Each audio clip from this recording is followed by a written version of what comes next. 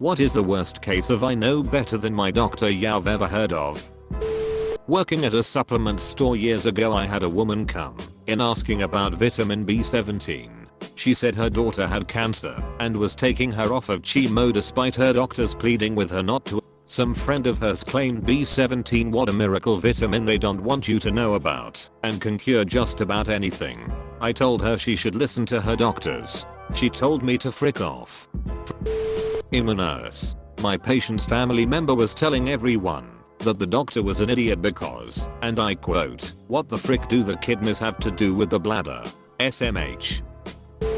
Old man I knew always had a band-aid on his nose. He had a cancerous growth on it, and he would cut it off himself. Would always say, "All the doc will do is cut it off. I can do that myself and save $200. Guess who died when the cancer spread elsewhere? About 15 years ago, before the whole gluten-free trend, I worked with a guy who was a vegetarian. We worked side by side, just the two of us, and got along really well. One day, I got curious and asked what led to his vegetarianism. He told me he had been having some health problems and went to see the doctor. Doc ran some tests and told my friend that he should cut wheat out of his diet. This guy says, "Well, that doesn't sound right." He must have meant meat instead of wheat. A friend of mine had stage 4 cancer. She went through chemo for over a year, and they told her that they would let her take a break.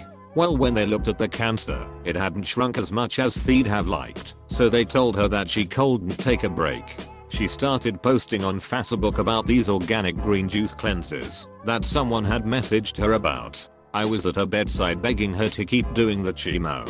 I told her that she could do the juice cleanses if she thought they'd help, but not to stop the chemo. She responded, "But they won't work if I don't stop the chemo. That's poison in your body. I know my body, and it's going to heal it." She wound up entering hospice on her 30th birthday and passing about a month later. I'd love to find who peddled that bullshit to her and punch them right in their freaking mouth. Here's your daily kick to the rubber parts. My father was a stubborn bastard and was adamant about not following doctor's orders. Long-time smoker, drinker, etc. So dear old father goes in and has him excised from his penis. Oh. Biopsy comes back and it's not malignant. Great problem. He didn't follow the doctor's order on how to take care of it after the fact. Gangrene. Yep. They lopped it off. I only found out about that in my late teens. It was a mind-shattering reveal from my mother and older sister. I have a ton of these, but most recently had a teen patient who had lost speech for a couple days. They got better, and when I saw them again with their mom, I went over the tests we had done and started discussing some of the possible causes. Mom interrupted me and said, "Don't say anything else. I'm a firm believer that if you don't tell someone their diagnosis, they can just heal on their own." Literally didn't want me to tell her anything because she thought saying words out loud would give her kid diseases. Oh, same day I had a lady tell me that she was refusing treatment because she read a study where a guy treated hundreds and hundreds of patients with normal saline and had a 100% success rate. Yeah, okay lady. I manage social media for a public health agency. All our immunization/vaccine related posts have been getting swarmed by anti-vaxxers lately. No medical training plus anecdotal evidence plus cherry-picked data equals we know better than science. They've now branched out to hit some of our other posts to breastfeeding promotion, cancer, HPV, etc. And it's getting to the point where I just want to give up. Which I guess is their goal, because they certainly aren't going to sway anyone with their dozens of long-winded comments on a single post. Edit, my first ever gold. Thank you so much, kind stranger. I really appreciate all these supportive comments. I had a patient with stage 2 bladder cancer. Young man, in his 40s. He needed to have his bladder removed, but he didn't want to. Instead, he had the medicinal healer at the commune he lived in do some herbal therapies and dietary adjustment. He was dead within a year from a fairly curable disease. This story is pretty common. I've had another patients go to Mexico for non-FDA approved treatments. They don't usually do very well, and they usually regret it. I have to bite my tongue when I see them back with much worse disease.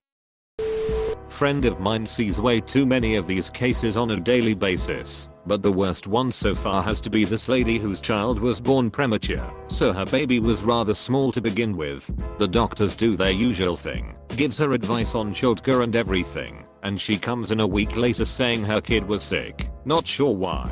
Friend was appalled to find out that her baby had barely put on any weight since birth, and immediately asked her what in the world had she been feeding the kid.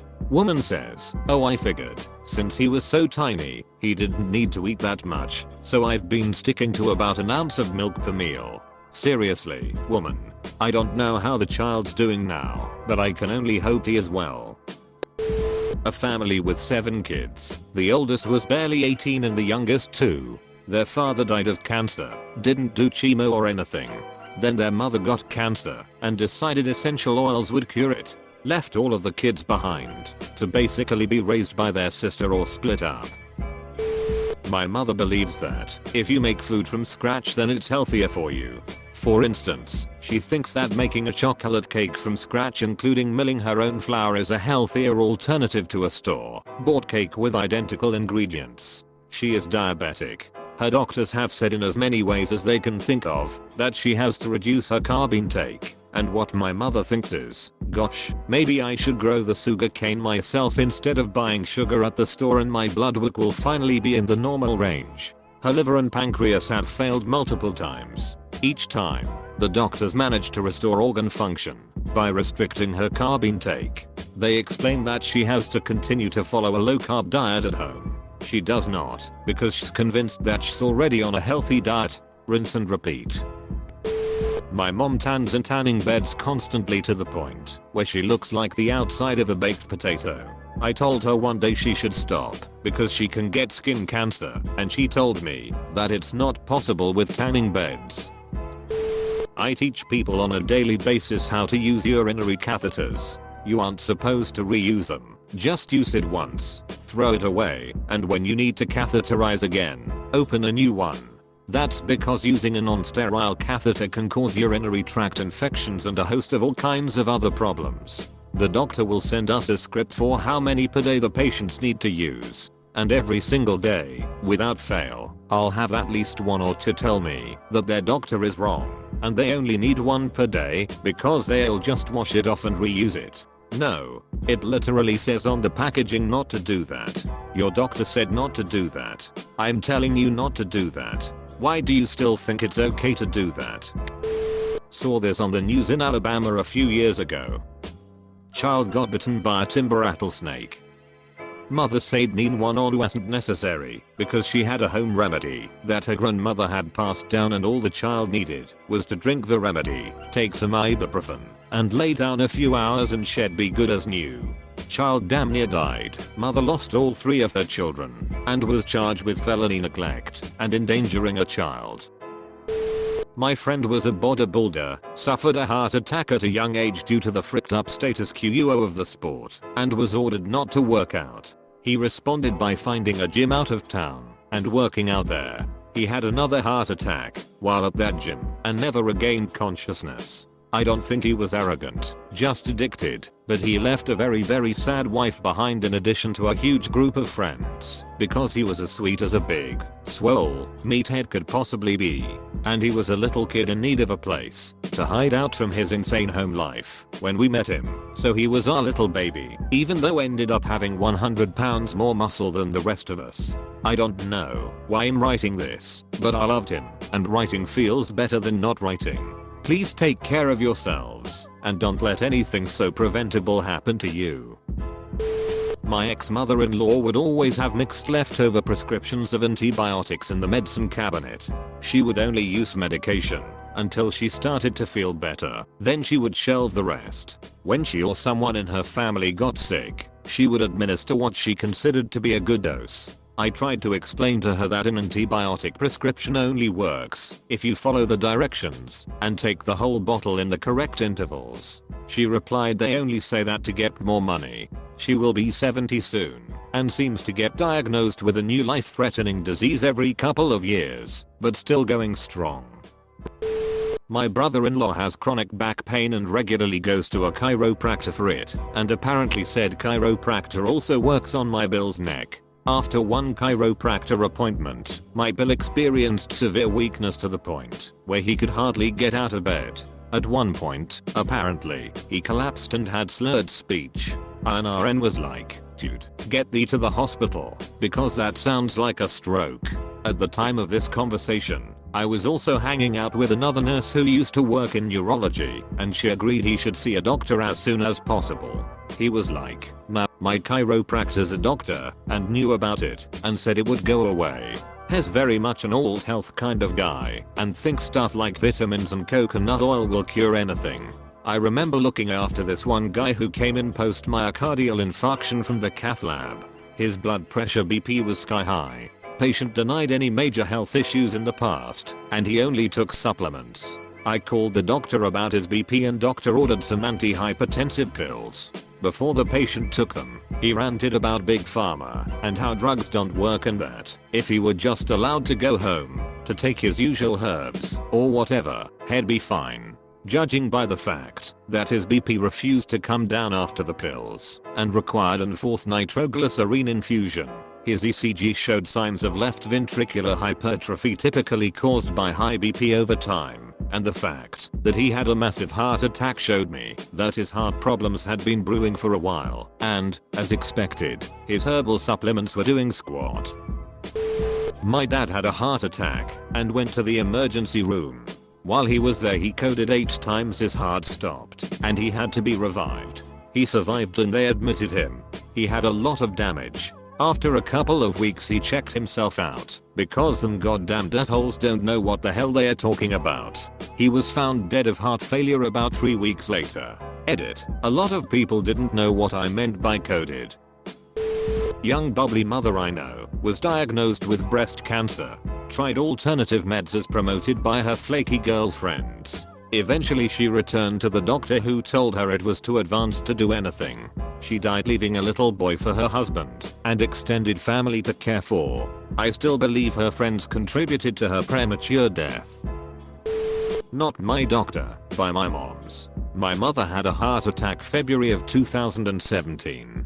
She was prescribed a couple medications such as beta blockers, etc. My aunt, who's against vaccinations, prescribed medications and anything non-organic, tried to not only tell my mom the medications she was prescribed were the wrong ones per a quick 10-minute Wikipedia search, but also that my mom's heart attack must 100% have been health related despite multiple tests and the doctor telling her it was simply stress induced. I'd also like to add that we called my aunt immediately after the ambulance arrived to take my mom to the hospital, and she said she wasn't going to make the 40 minutes trip to the hospital unless it was serious. She has also done the same, I know better than everyone, but in other health related situations, and she's the type of person you cannot disagree with because the conversation will go nowhere. Very aggravating to say the least.